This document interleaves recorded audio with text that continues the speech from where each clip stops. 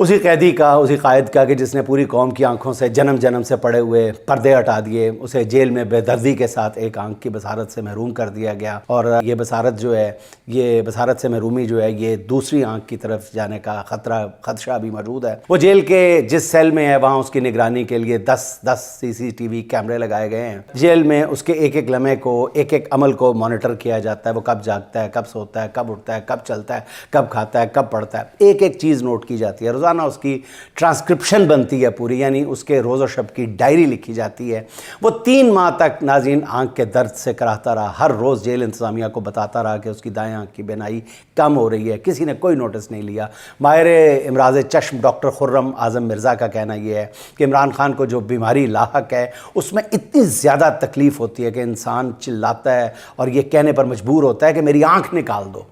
پتہ چلا کہ وہ جیل میں تڑپ رہا تھا، درد کی ٹیسیں برداشت کر رہا تھا، کہیں یہ منظر دیکھا جا رہا تھا، کچھ لوگ درد میں کراتے ہوئے عمران خان کو دیکھ کے بہت مطمئن تھے، خوشیاں منا رہے تھے، اور وہ یہ سوچ رہے تھے، انتظار کر رہے تھے کہ اب ٹوٹا کہ اب ٹوٹا، گڑ گڑائے گا کہ مجھے یہاں سے نکال لو، جو کہتے ہو میں مان لیتا ہوں۔ ان لوگوں کا خیال یہ تھا کہ جس چیز کا وہ انتظار 4 سال سے کر رہے ہیں اب وقت آن پہنچا ہے، ہمارے پیروں میں گرنے کا وقت آ چکا ہے، گڑ گڑانے کا، منت سماجت کرنے کا، شرائط ماننے کا، لہٰذا دباؤ بڑھانے کے لیے اس کی ملاقاتیں بند کر دی گئیں، اس کی قید تنہائی کو مزید سخت کر دیا گیا، مگر قیدی اللہ کے بھروسے پہ ہر جبر برداشت کرتا رہا۔ اس کی آنکھ کی بینائی جا رہی تھی اور جیل میں اسے آئی ڈراپس، 200 روپے والے آئی ڈراپس دے کر اس کے ٹوٹنے کا انتظار کیا جاتا رہا۔ لیکن ناظرین پھر وہ ہوا جو نہیں ہونا چاہیے تھا۔ ملک کو 3 کینسر ہاسپٹلز کا تحفہ دینے والا، جہاں ہر سال ہزاروں مریض مفت علاج سے صحت یاب ہوتے ہیں، وہ خود جیل میں بغیر کسی علاج کے پڑا ہے۔ کہتے تھے وہ 5 سٹار جیل کے مزے لے رہا ہے، دیسی مرغیاں کھاتا ہے، مگر friend of court Salman Safdar کی رپورٹ میں بتایا گیا کہ جس سیل میں عمران خان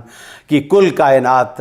جائے نماز، تسبیح، لگ بھگ 100 کتابیں، dumbbells, tissue papers, mouth wash, shaving kit اور 2 تولیے تھے، اور اوپر اس کے سر پہ دیوار پہ لگا ہوا اللہ رب العزت کا نام، جو اس کے لیے ایک حوصلے اور جذبہ بڑھانے کے کام آتا ہے بلکہ اس کے علاوہ رپورٹ میں بتایا گیا کہ جی قیدی کے زیر استعمال واش روم ایسا ہے جس کی چھت نہیں ہے۔ وہ شاید اب بھی چپ رہتا اور اپنی ذات کے بارے میں کچھ نہ بتاتا، مگر خود عدالت نے اپنا نمائندہ بھیج کر معلومات حاصل کی۔ اس نے پھر بھی اپنے لیے صرف اتنا مانگا کہ میری اپنے بیٹوں سے بات کرا دی جائے اور 4 کتابیں دے دی جائیں۔ اس کے علاوہ اس نے کوئی اور مطالبہ نہیں کیا، کسی کو پیغام نہیں بھیجا، کسی سے کوئی منت سماجت نہیں کی، نہ NRO مانگا، نہ کوئی نوازشات کی خواہش کی۔ دوسری طرف ناظرین سنگ دلی کی انتہا دیکھیں۔ تاریخ کا سبق ہے کہ جب بے حسی حد سے بڑھ جائے ناظرین تو پھر قدرت حرکت میں آتی ہے اور اپنے فیصلے نافذ کرتی ہے۔ شاید وہ وقت، بلکہ یقیناً وہ وقت آن پہنچا ہے۔